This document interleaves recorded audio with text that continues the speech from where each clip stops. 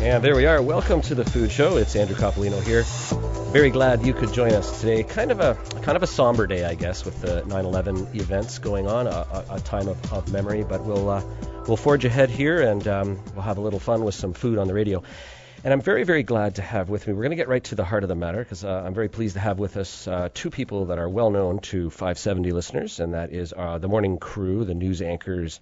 Glenn Pelche and Lisa Drew are with us in the studio. Hello, Glenn. Great to be here. How are you doing, Andrew? I'm doing well. It's nice to see you again. It was some time ago you were in here, but you're back again. What was the name of that place? I can't remember. Oh, come on. You guys you had breakfast. I remember listening, and you had a whiskey tasting that day. Yeah, that's right. That's why we can't remember. That's why you can't remember. It was on Louisa, right? Buds, yeah. It's a Before we get going, do you remember, well, of course you remember, but where you were 10 years ago today when you first started? I do. I remember I was working at the University of Guelph, and I was on the telephone with a friend, but just before 9, and or whenever the actual event happened, and she stopped mid-sentence and said, "Oh, a plane has just flown into the tower." And I thought, well, I thought it was like a little Cessna or something, or there was some kind of recreational airplane. And then, well, events unfolded from there. Yeah, so I do remember that was. And Lisa Drew, another 570 news anchor. Thank you. We were in the newsroom that morning, and what a morning! Yeah. I'll never forget it. Yeah. And watching it today, very emotional. And I guess there was a buildup of a lot of events. There was a lot of news alerts and sort of warnings over the course of this past week as we approached this date, and everyone's got their fingers crossed, I guess, that nothing stupid happens again at this time. So. Anyway, a lot of folks take comfort in food, so maybe we can that's right. provide food. some comfort today. That's absolutely right. And someone I think who knows. Here, right? Yeah, we have a guest here who has a lot of food knowledge and gets very comfortable with food, and that's Danielle Broadhagen. She's the director of Savor Stratford in Stratford, obviously, which is coming up in a couple weeks' time on the 24th, 25th of September. Welcome to the show. Thank you. We're pleased to have you. You've been here before, but I should point out to you, Danielle, that we're also streaming live on the internet, and I always surprise some guests with this because I forgot to tell Danielle, but she looks marvelous anyway. You do. And if you go to 570news.com and click on the button that says, I think it says webcast, that you'll see what we look like here in the studio, and I'm waving at you right now so you can see. And if you want to see what happens in the radio station studio, that's what's happening. But you're going to tell us over the course of this time, Danielle, about some of the great things that are happening at Savor Stratford. Yes, it's coming up quickly, 2 weeks, and it will be here. So in Stratford, Savor Stratford, Perth County, it's the 4th annual event, and we will welcome chefs and farmers. Great. Excellent. Well, there's a pervasive aroma in here of coffee. And I wanted to ask you guys this. I assume everyone's a coffee drinker here. Mm-hmm. I certainly can smell the coffee. And coffee inhalers more like it. It's intravenous when you're a morning show person. Ask Glenn how much coffee he's been through in the morning shows. He's cut back a lot. I think Lisa, and I envy her for this. I'd love to quit. I would. Well, I think reduction of anything that. And you don't drink coffee, right? I go to the specialty coffee places, and I call it dessert in a cup, but I start out with green tea in the morning. Okay, all right. I admit I'm addicted to 10 cups a day? The routine, the aroma. No, not that much. Not that much, yeah. I put away it's a luxury. 2 or 3 in the morning. And then I try to stop by 3 o'clock because I find that by 3 o'clock, if I have a cup of coffee, still bouncing. I'm finding at 1:30 in the morning, I'm still looking up at the ceiling thinking, what happened? And then I realized I had coffee. Well, it's interesting, as Glenn slurps away there, that Tim Hortons, of course, is expanding with new supersized cups. This was just last week, we had that story this past week. It's one of those things that just says to me, like I used to like that little cup they had, because sometimes you don't want, was it 10 ounces, I guess, and now the smallest you can get is 12 ounces. And to tell you the truth, I get absolutely infuriated when I go into Starbucks, and I'll use that. Venti. Well, yeah, and then like I would just want a coffee, kind of a regular coffee, please. Well, what size? And I think, I don't know what size it is. What's the smallest size you have? It's actually tall. Well, yeah, why does it have to be so complicated? Andrew, have you ever ordered a small pop from the Cineplex? A small pop from the Cineplex? from the theater? No. What is it about? If the new small Tim Hortons is driving you crazy, go see a movie and ask for a small pop. Yeah. I'll leave it at that. And it sets you back about $11 probably. It's a canister. It's a small bazooka, and that's the small. Anyway. Yeah, why are you bringing this up anyway? Nothing. I'm just saying. I want to know why you're feeling. I thought you were going to start talking about The coffees of Europe, the way you so elegantly speak. No.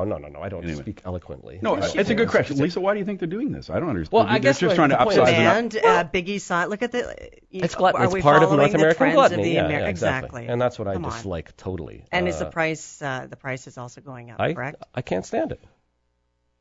Yeah. Anyway, okay, that was my point, Glenn. Have you noticed the prevalence of new cafes / bistros in the downtown? They're popping up everywhere. It's amazing. You had a stat for us. They've all borrowed from Starbucks, and they're doing a great job.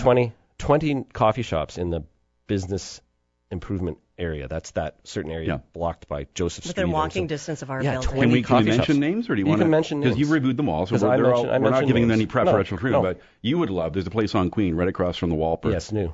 It's called Misty Mountain. That's right, yes, you were going correct, on. Lovely. And you've been there. Yes, it's fantastic. Free Wi-Fi, Little Bean. Little Bean. The Little Bean. Great one. And they're all doing something unique and different for their own little niche market. Yeah. They're all doing a great job. It's really cool. Nice to see. Misty Mountain has a little reading area that's got like a bookshelves and stuff with used books in there. You can sit down and read a book. I think it's wonderful. As does the place we're going to talk about today. Yes, that is. They have one little reading area. Cafe Pierce, and we've been. By the way, is it Pierce or Pyrus? Have we? Did you? What is the? I didn't get a pronunciation on it. I didn't get a pronunciation on it. But let's say my guess would be Pyrus, as in papyrus. But I could be wrong. Okay. Well, maybe some Danielle might know. Knowledgeable caller will call in with the proper pronunciation. Mind you, it's syrup, not syrup. So yeah, that's right. Listen to the food show. We'll talk about words. Here's something I wanted to note. And by the way, the word syrup drives me crazy. And I say that all the time. It's SYR. You don't get sir out of that. You get either sear or sire. You do not get sir. All right? I'm done. No, he's not. He sounds like one of those radio particularites when it comes to it's food related. Proper. No, but Lisa and I are both into precision, right? We want to make things. But some words I do just to drive him crazy, like veggie. Drives him nuts. Veggie? Well, that's still correct. Actually, veggie's in the dictionary as a word. It drives him insane. Lisa is just as particular about language as me, and we challenge each other. You see, you guys have to be particular about language. I don't have to be, because this is just fluff. Right, you guys are doing news, and this you have isn't authoritative. Fluff. This is yummy. This authoritative news anchor, Glenn Pelche, and vegan stories. Oh, is it vegan stories? Vegan. I got. Well, there's another one. Is it vegan or vegan? Well, what? Vegan. Okay. Are you a vegan? Yeah, no. Hey, who are you again? How are you? Who are you? Who are we all? I got to note that Lutherwood is an organization that helps young folks. And they have mental health programs there. They do a lot of good work in the community. And on September 15th, dinner will be donated by the Country Boy Restaurant between the times of 5 p.m. and 9 p.m. So any dinner that you eat there, the proceeds are going directly to support Lutherwood at the Country Boy Restaurant, which is at the corner of, I think, Manitou and Fairway. And that's a great thing to do. Yeah, owned by... the famous Terry Bougaridis. Yeah, quite a character. We all remember We've Terry. had him on the show. He's quite a character. Came to Kitchener in '81. His Set first, up at our corner here, King of the Water. Before that, his very first store was in the King Center. Remember that place?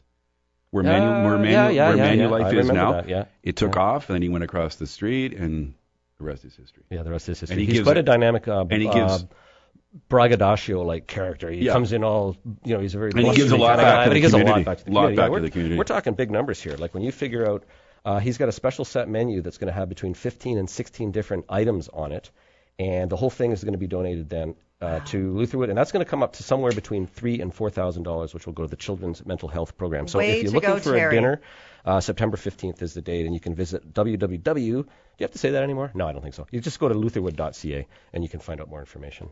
You guys, when you're on the show, you could www. My wife told me to stop doing that because I sounded like an idiot. There's no other. There's nothing else you can put there. And I said, well, if that's the only thing I've said that makes me sound like an idiot, then I'm darn lucky. Well, the other thing that I wanted to ask you about, where is it here? Are you familiar with the Melancthon Quarry? That's a quarry up Orangeville way, and they're going to be digging a huge quarry there apparently. Now how do you spell it? There's a township there. Is it MENACTH or something? MELANC. Melancthon. It's one of the townships up there. Okay, Melancthon Township, exactly. And they're going to dig a big quarry, proposed quarry there, deeper than Niagara Falls, and something like 2,000 acres. And it's going to affect. It's right in the Grand River watershed, or very close. So the theory is that it could seriously affect the water that we get into our area. And so people are very, very upset about this, obviously. There's something like 2,000 objections being sent to the ministry, and this company has to answer all of those objections. The interesting part is for the food aspect is that the Canadian Chefs Congress hopes to draw 20,000 people to Dufferin County on October 16th for an event hosted by more than 70 of Canada's top chefs. And the aim is to celebrate Ontario's food and water and to raise money for the fight against the development of this giant gravel pit. So another great sort of food. We'll have to follow that. And I have a feeling it's Michael Statlander, famous chef, who's involved in that. Danielle's nodding. Do you know more about this than I do? Am I saying the right things here? Well, we've just contacted them.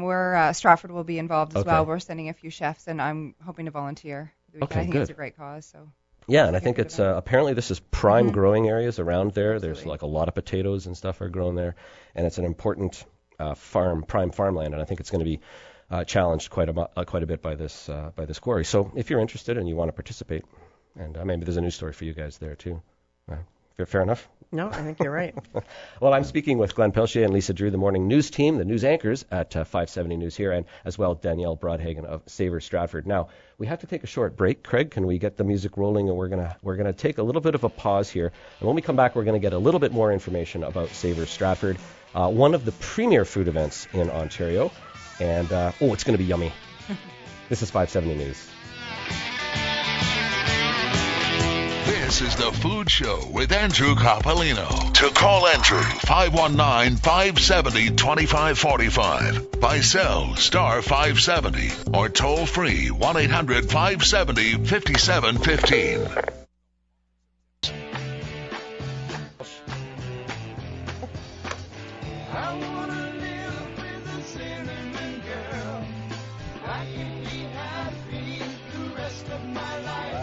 That's true, yeah. Wow, this is great, eh? Can you hear these tunes on the headsets? Yeah. Play Neil Young for you? Do we always play Neil Young at this point? I appreciate that very much. We did not, actually. This was some of the newer music that we got recently. It's nice. Okay. Yeah. The show. Cinnamon. Does it fit in? Cinnamon. Absolutely. What else fits in? Oh, Burger King has started to serve oatmeal cereal. I tried McDonald's oatmeal the other day. Yeah.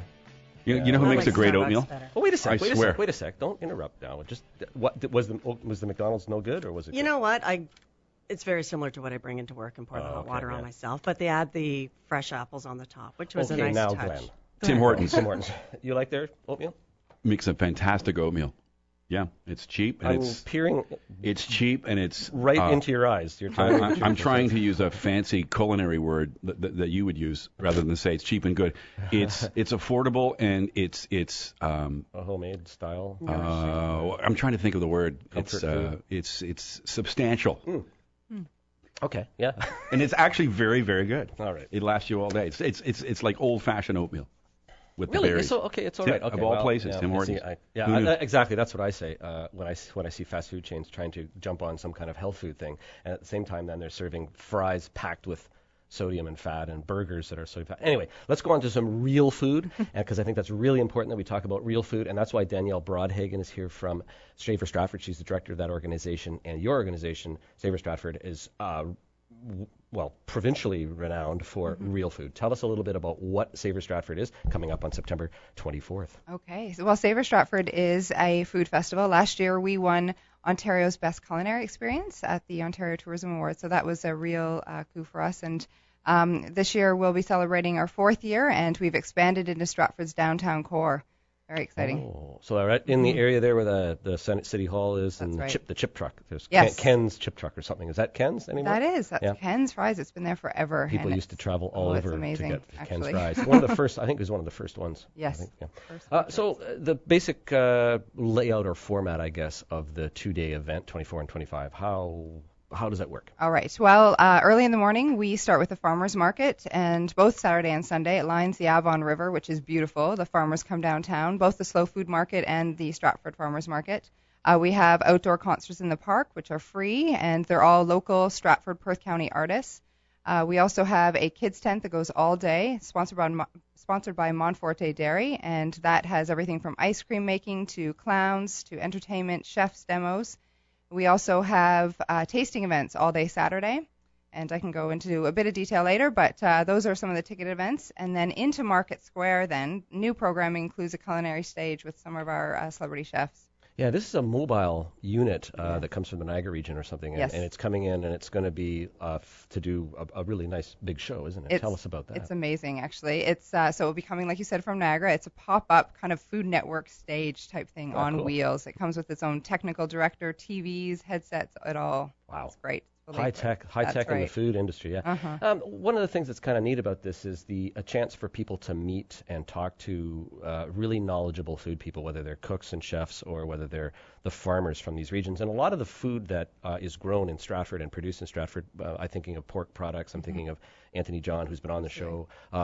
We are eating them here in Waterloo region as well. So the tentacles go out quite widely. But tell us a little bit about the kind of interaction that can happen for the average, Joe or Jane who comes to Savour Stratford and meeting food people up close and personal. Sure. Well, that's one of the great things about the food festival, not only in the farmers market where you can meet some of those farmers that you mentioned, but we also have experts in the tasting tent. So where there's a whiskey sommelier coming from Ottawa, and all of these experiences and tastings are hands-on. So, and they're intimate experiences, and that's really something that we... Hands-on and bottoms up. That's right, bottoms up.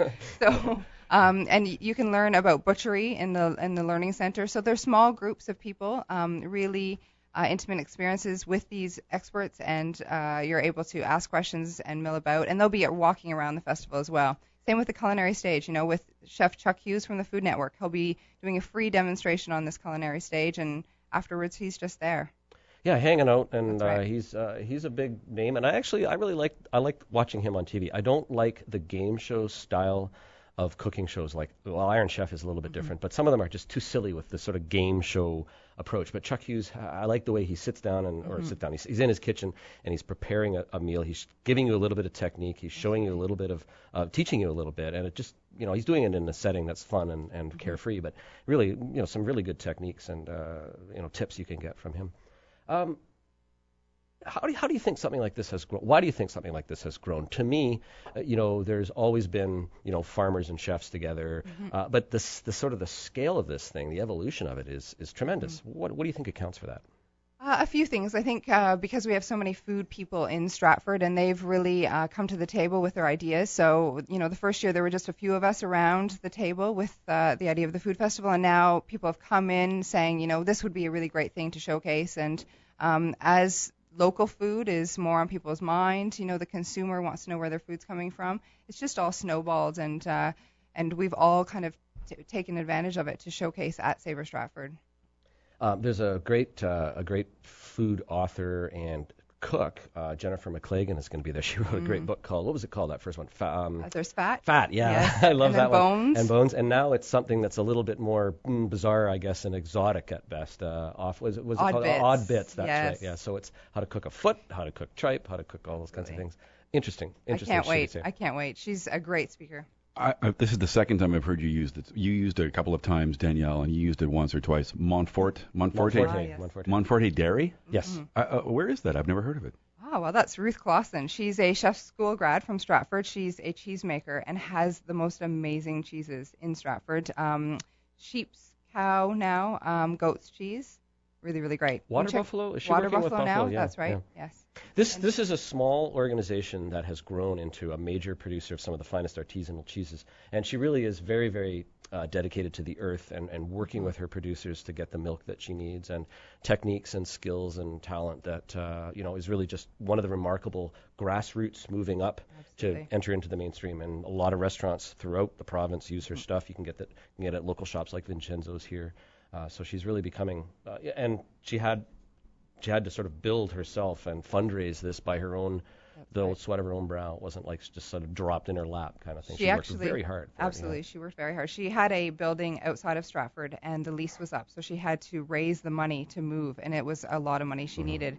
And she did it within a year, and it was a CSA model, so people actually invested in her company before, so they gave her money up front, and I was one of them, and we got cheese gift certificates in return. So now over the next 5 years, I'll have cheese. Wow. Nice. So you're sort of buying cheese futures. That's a great investment. That's right. Yeah, it's a great investment. Yeah. Danielle, the website for Savor Stratford is, how do we get there? SavorStratford.com.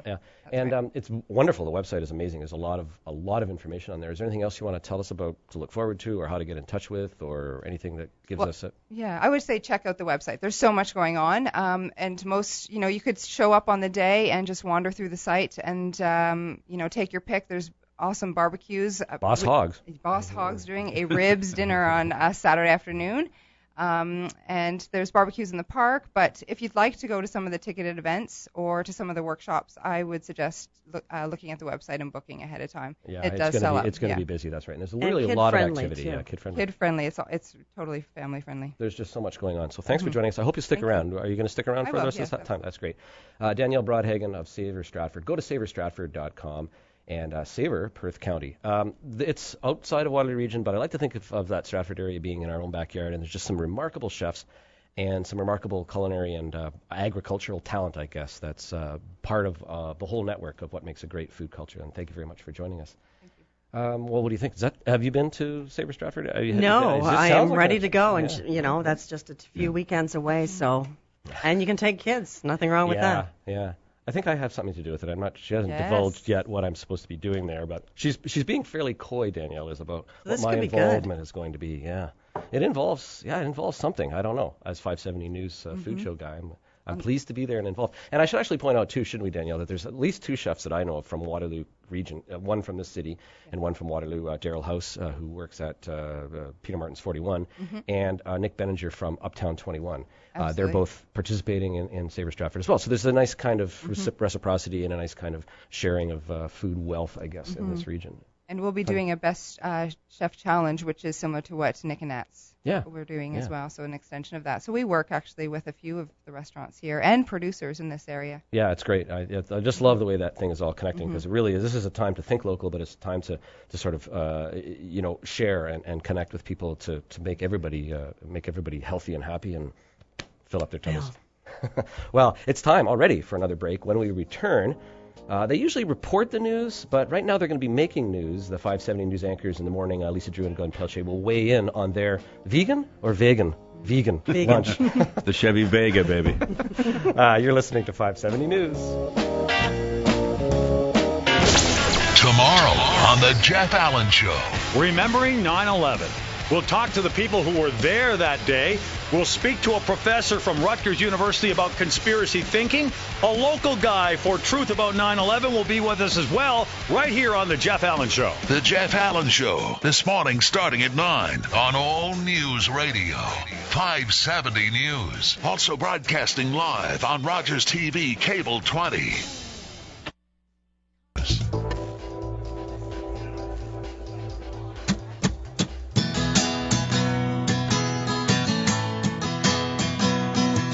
Down on the farm. This is new. Is it? What is this? I don't know. I've never heard it before. Just in case you're wondering, this is the food show. You didn't hit the button and go to some other station. That's some new tunes there. Craig's going to give us the title of that in a minute when he can dig it up. Down on the Farm, I know, but who's the performer? Thanks a lot. He's shaking his head. Well, we're back again. This is the third segment of the show. We just roll along here at a very quick pace. A couple things I'm going to tease you with. Eating with your non-dominant hand. Soylent gelatin. Sorry, I said that with a French accent. I meant Soylent gelatin. Last week we had some Soylent crackers on it. I'm going to tease you with that. Do you remember Soylent Green, the movie? No. Is that bad that we don't know that? No, it's not bad that you do it. I want to get back to eating with my non-dominant hand. That sounds intriguing to me. Yeah, okay. Well, we can't do that right now, though. Okay, well, we'll do that one next time. That sounds like... You guys have a chore here to do, and I'm going to basically throw it over to you two, and I'm just going to be the moderator. And Danielle, she can moderate, too, because she has vast restaurant experience. By the way, Danielle has an amazing speaking voice. Don't you think so? We should get her on the air more often. This might be fate that she's coming here like this. It's a real pleasure for me to listen to the three of you talk. It really is. Because I probably just sound horrible. And it's just fun to hear you guys. It's really great. We got to move on to Cafe Pyrrhus. We're not too sure. If you know the answer, please phone in and give us the definitive answer. Serving up fresh, organic, vegan food or vegan food, and only in the best single origin, directly traded, organic, and free trade organic coffees and teas with a side of keeping it real. That's what their website says, or their Facebook page. Tasting notes we're going to give you now for Cafe Pyrrhus. Glenn and Lisa, over to you. You joined me for a little lunch there. It wasn't a little lunch; it was quite a big lunch. It was more than we thought. Do we say we'll sort of give the tease, sort of the sum up that we usually say for the end? I think we can agree that we all loved impressed. it. Yeah, we really did. Yeah. And I am not that interested in vegetarian food. I dabble in it, but it's not on my plate. I'm a dabbler, but I would like to make it more of a regular thing. As I was saying to both of you, I drive up and down Charles Street numerous times a day coming to and from work, and I've driven by it how many times since it's been open in the last year, and never ventured in. So it was a great opportunity, excuse for us to go in and think, why didn't I go in many months before? Okay, well, let's take viewers on our internet and listeners as well. Let's take us through our visit. For me, I mean, you hear the word vegan or vegan, and it connotes a certain response. It represents a certain style of food, which I thought was no matter what you eat, you're going to come away hungry. Right. And so I was pleasantly surprised about that. The portions are thick and meaty and no pun intended and large, and so I was really surprised about that. You can go and have a substantial meal without eating eating red meat. Your meating comment, though, is a correct one, because I think some of the ways they try to use some of the ingredients is to create a meaty, almost umami effect, but it's that full-bodied mouth feel that you want in food. And but it's fun. Yeah. We were looking at the chalkboard. I mean, why did I order Bieber Fever? There's a nice Stratford angle there, Danielle. It was a grilled cheese, multigrain, and their cheese alternative. I should have asked exactly what it was, but... It had some good flavor. I love the multigrain bread. Yeah. The cheese, it probably could have used a little more something to it. I think we're going to start out here when talking about the Bieber Fever. No, when we're talking about the Bieber Fever, I think we're actually talking about probably the weakest dish. And from here, it just seems to build. Did we ever determine why they named it Bieber Fever? No, we didn't determine that. No. I don't know why. But there's also the Elvis. I think, as a reporter, I've let myself down. Yeah. Because that was the obvious question. Why did you call it Bieber Fever? And yet, I just wanted to eat. So I ordered it purely for the name. I did. Maybe that's what they did. There's an Elvis burger or something on there or whatever, and I don't know what that had to do with. It didn't look to me like it had any. It was his famous peanut butter and jelly angle, was it not? And I had the Benwich, and I assume it's just maybe named after one of the Ben cooks. Mulroney? Maybe one of the cooks named Ben. I don't know. And again, I should have asked. But. And these are good meaty sandwiches, like you say, because they have something like avocado in it, which really creates a lot of flavor in your mouth. Glenn, tell me about that. The Benwich? No, Hemptastic salad. Yes. You devoured the Hemptastic. Yeah. Hemp-free, by the way. Right. Want to be clear about that. Okay. Not that kind of hemp. I was roped in to have the Hemptastic because you guys took the Beaver Fever and who had the Benwich? Did I have that too? We sort of shared. I think I had the ALT, which is the avocado, lettuce, and tomato, which was very, very good as well, and good bread they put it on. And I can't recall specifically what was in the Hemptastic, but it was a meal. It was a meal in itself. There were lots of green stuff. Like there was little micro kind of mescaline kind of greens. There was a little bit of onion. I think a little bit of red onion. Nice oil dressing. And a nice oil dressing on there. Yeah. I remember gobbling it. It was delightful. Yeah. And it had a very nice vinaigrette, didn't it? That was very satisfying. And the price, too. We were impressed with the price. They're very low. Very, very Everything reasonable. $4 to about $7-8 for lunch, would you say? Yeah. Sweet coconut curry. We also enjoyed that. I love anything curry. And I would have taken it up another notch or two just in terms of heat. Yeah. But really nice, very light. Right, there's some lunch. Nuts on there and some raisins, I think. And some chickpeas. And chickpeas, that was it, not chickpeas. And the good thing about the chickpeas is when you buy them in a can, which I think can be useful for certain food applications. Be very high in salt. But they're not good eating by themselves because they're pretty mushy and soft. Well, obviously these were the smaller dried ones that they've reconstituted, so they're fresher and they're more powerful in flavor. And they did give that meatiness again that we're looking for on a sort of a fragrant basmati rice. So I think those two flavor combinations came together very well. But I agree with you. I think that they probably needed a little bit of a kick in the pants with the curry, but it was nice. Boost the sauce up. But Loved maybe it works out well for dinner or for lunch, a light meal. Yeah. What did you have? Well, I had that ALT and that Benwich thing, which was they both had avocado in them, just a different kind of bun, and there was a cashew cheese on one of them, and that's because there's no cheese allowed. It's a cashew cheese, so I guess they grind down cashews and make kind of like a paste out of them, maybe dry them a bit, and then they were able, whatever they did, they were able to grate them. Well, you just made an interesting point. No cheese allowed. Well, I shouldn't. Is say that because it's cheese substitute? Is that no? I'm just asking as a vegan. Is that because it's a derivative of dairy? It comes from an animal, right? That's the extension of certain level of veganism. That's right. I mean, because vegetarians can have. I mean, some people don't eat eggs. Some people, because it's an animal product, it's not a meat, and other people just stay away from meat. But vegans, and I'm not an expert by any stretch of the imagination, and we've had vegans on the show to talk. But they don't eat dairy products. A lot don't eat dairy products. Am I right, Danielle? Yeah, please help. Yeah. So to technically call yourself a vegan, if you eat dairy, you don't fit the. Well, you would be vegetarian. Yeah, vegetarian, right? That's a good distinction. Not a vegan. Yeah. Mm-hmm. And you know what? I think there's a real call for these kinds of restaurants, because I get emails all the time, people saying, Andrew, where can I go for a vegan meal?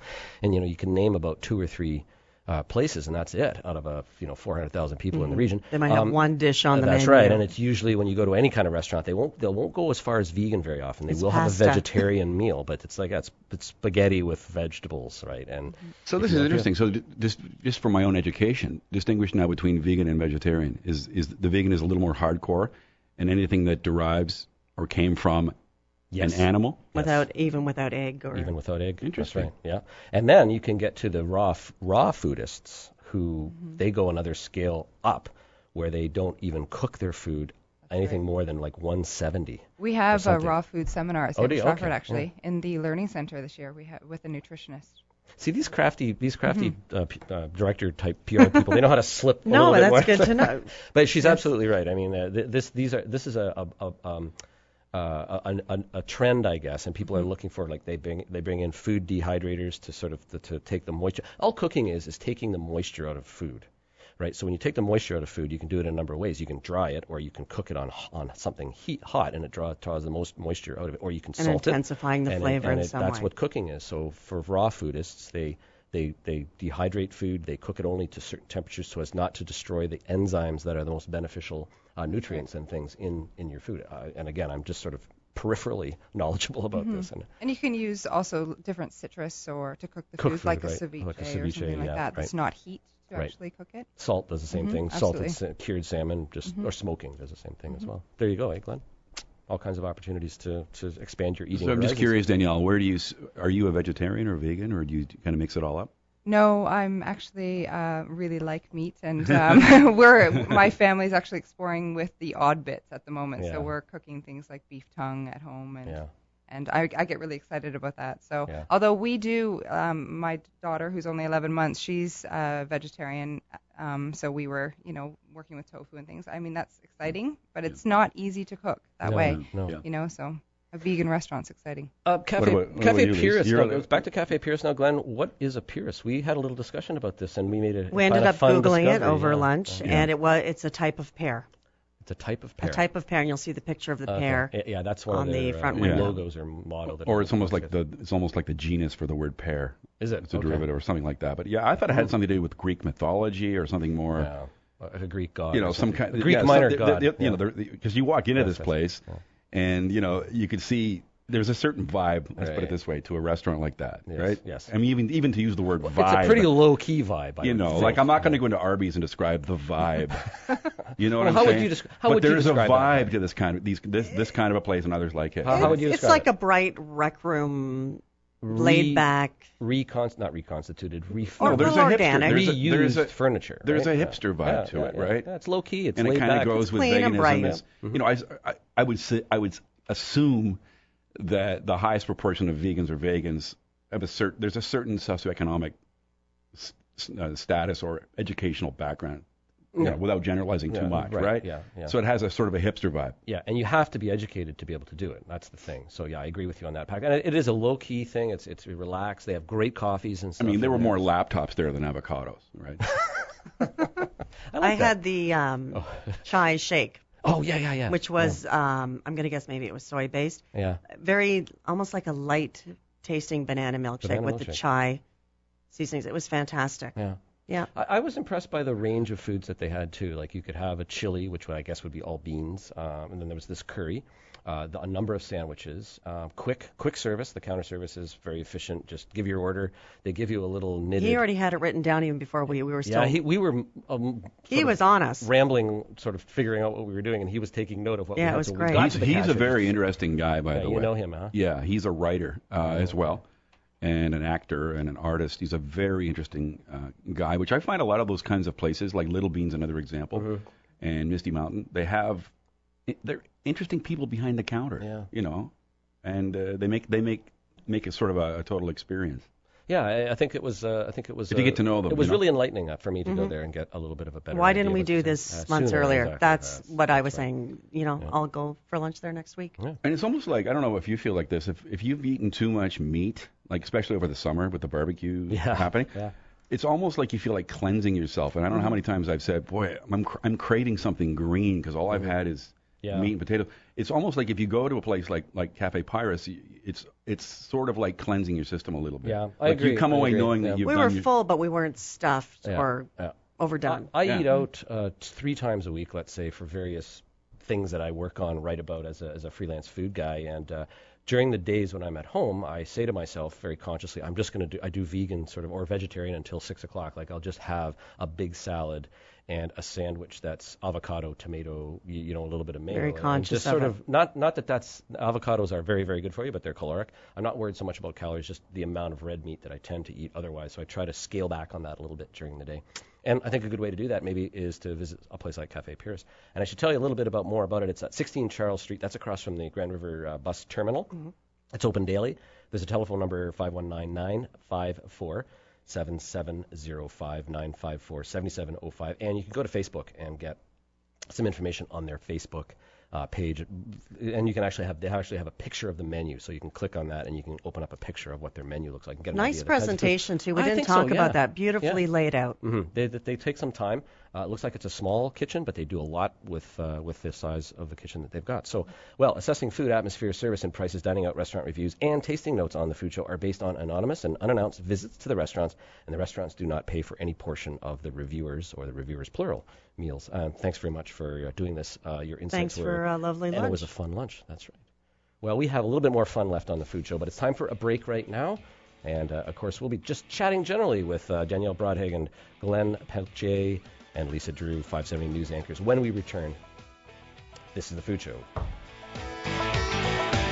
This is The Food Show with Andrew Coppolino. To call Andrew, 519-570-2545. By cell, star 570. Or toll free, 1-800-570-5715. News.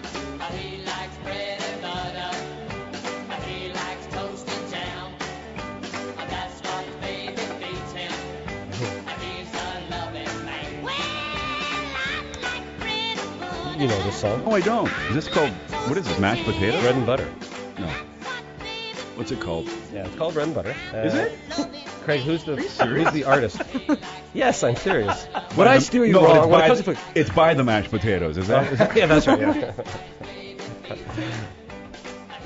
I love it. You see, I'm going to do a whole show on food, food tunes. There was a Justin Bieber equivalent back in the 60s. Listen to this. But did he have good hair? Well, I don't know. This song was actually made by the New Beats. The New Beats, okay. From 1964. And because it's the food show, that's Beets. That's right. Like the New Beats? I'm going to have the Beatles on as well. What did it reach on the charts? What did it reach on the charts? Like 499 or something? Hey, no, come on. We use quality stuff here. No, that was He plays Duran Duran. Except for my farm song. That was a little questionable, maybe. Okay. Anyway. Well, this is the last segment. As you can see on the food show here, I don't know, fun happens when you're talking about food, and the time flies. It flies quite quickly. Now, while we were off the air, just sitting around chewing the fat, as it were, here, Lisa brought up the good kind fat. of an interesting reference, I guess, to avocado. Tell us. We were talking when we had our lunch that how much we love avocado. So I was at Zare's yesterday, and I brought home something. I wish I brought it in. It's called the Slim Cotto. The Slimcado. It's about double the size of an avocado, very smooth skin, lighter green. So I went online and checked it all out. Okay. Apparently it has at least 35% less fat, less calories. Right. And it's originally from the West Indies, but Florida farmers are growing it now, and it's only available about 5 months of the year. And we're getting into that right now. The moment I hear less fat, you know what I think? Less taste. Well, I don't know How yet. does it I taste? wish I didn't cut into it yet. Why is it that? So I'll bring it in tomorrow morning. That's cool. I know. Because you said earlier there's a heavy or high fat content in avocado. Yes. But it's a good fat. But it's your It's the good one of fat. those I could Daniel just eat them like- I could eat them like monounsaturated. candy. Those are the good ones, or those are bad ones? I always forget. Oh, Polys are bad. I think monos are good. Yeah, I think it's the mono. Yeah. It's the healthy heart fat. Well, that's good to know because I mean, your brain, really, I mean, you've heard the story. Mothers here, we have two mothers here and two daddies, but they don't do a lot of the feeding part of what's Sure you guys do. Well, not in the way you can or could, I guess, when you had your little babies. Fat is important for kids' brain development, right? I mean, you have to have one of the things that vegans, I think, have trouble with sometimes is the right kind of protein and getting enough of it, and fats that are critical to human development, and your brain relies on fat to function, essentially. So that's important, and so if you can find good fat that does that, then these Slimcados might be a really great I wish I alternative. brought it in. Yeah, I should have brought it and we could have put it on camera. And then we could eat it. We always Sorry eat about on that. here. I'll do it next time. But that brought up a thought that I had, and I remember some notes I've got here about there's a family in California, and they are genetics and hybridization of fruit, and they're commercial fruit breeders, and they specialize in hybrid fruit, and they're trying to combine all kinds of fruits in weird ways. So they've put together cherries and plums and called them plueries, and they've also put together things like peaches and nectarines, peacherines they're called. The other ones are plums and, did I say plums and cherries? Apricots and something else, so it's a pluot or an aprium. Doesn't make you want to buy it by the name. Just don't, I mean, I'm always worried when people are fooling around with Mother Nature. You know, Mother Nature, she's steadfast. Don't mess with a woman. woman. You don't mess with her. You don't mess with her at all. And she will always win. She will always win. So when you start messing around with this kind of stuff, I have a little bit of concerns. Now, I know that the vines in Niagara are all hybrid, branches grafted and stuff like that, and they've tried to develop certain kinds of qualities. But when you start working at the molecular level with natural products, it always sends up a red flag for me. And you're nodding your head. Are you agreeing with me? That or whole not? Frankenfood. No, actually, I was in the back of my mind trying to come up with some kind of witty combination of fruit and call it something, and I couldn't. Yeah. Like tofurkey? The time was ticking down. Yeah. I was thinking, apple, and I just didn't have time to. Yeah, right. A banana, like a banana and a pear. It's the kind of thing you can play with your kid in the car on the way to the cottage, But I couldn't come up with anything. Now, even more, I'd have to write it down. Even more scary is Soylent Green. The movie, I won't tell you what the movie, it turns out that the product that they're eating that's called Soylent Green in this old 70s science fiction movie, Charlton Heston, is a very kind of disgusting food-based product for a starving population at a time of global warming. The heat ranges up to 40 to 45 degrees. It's a sort of an end of time kind of movie in Soylent Green. You have to watch the movie and find out what Soylent Green is at Did the the end. Simpsons not do a takeoff on this? I'm sort of going to give it away Okay. here because there is, according to a report in the Telegraph, there's apparently an increasing interest from science, research, and industrial circles in creating gelatin made from human DNA. So they're calling this Soylent gelatin. In fact, scientists at the Beijing University of Chemical Technology have successfully inserted a human gene in a strain of yeast to grow large amounts of recombinant, genetically engineered, that is, human gelatin. So when you eat it, or when it's used, it's actually a human part of a human. So, An article in the Journal of Agriculture and Food Chemistry indicated that human-derived gelatin, quote, could become a substitute for some of the 300,000 tons of animal-based gelatin produced annually for desserts like marshmallows, candy, and other innumerable products, unquote. Yum. So that's that frightens me. I don't like that at all. And maybe I'm being reactionary or something. I will never look at Bill Cosby the same way again. There you go. Now, do we have a couple minutes left? But Glenn, you were interested about eating with your non-dominant hand. Yeah, that sounds... when you eat with your non-dominant hand... like a variation on a theme. I think he does that in the news booth around 7 in the morning. Was it supposed to make it taste different? No, it's... Hey, this is a family show.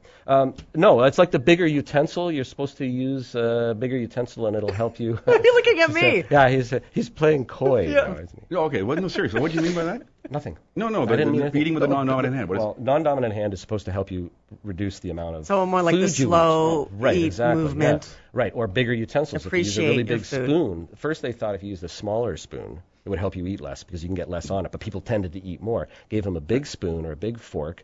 They can't manipulate it as well. They tend to eat less. So they're saying if you eat with your non-dominant hand, and I would have trouble, trying to get the food It's like up me to my trying to mouth. eat with chopsticks. You've seen that. There you It's go. not It's not a good. pretty picture, yeah. You've seen that, haven't you? No. I'm Now, getting better at it. In working with this, what they did was they took people. This is sort of an attendant study that they did, but they took people and they put them in a movie theater and they gave them popcorn, and everybody gobbled the popcorn. They gave one group of people really stale, week-old popcorn, and they gobbled all the popcorn. Then they gave people fresh popcorn. They gobbled all the popcorn. Didn't matter. Then they gave the same group of people the same kinds of popcorn in a business setting, like in a conference room or something, and they ate way less. Right. So there was this trigger.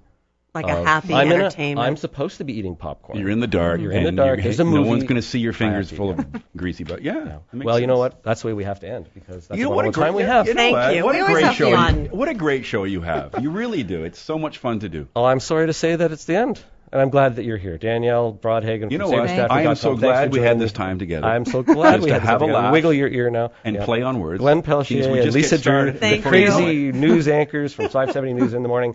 That's it. Please visit 570news.com for an archive of past shows and follow my Twitters at twitter.com/570food. You can read my restaurant reviews in Echo Weekly each Thursday and in the new Kitchener Post as well. Join us next week for a visit from 96.7 Chime FM morning people, George and Tara. Remember, eat wisely and eat well, and thank you for joining us here at The Food Show only on 570 News.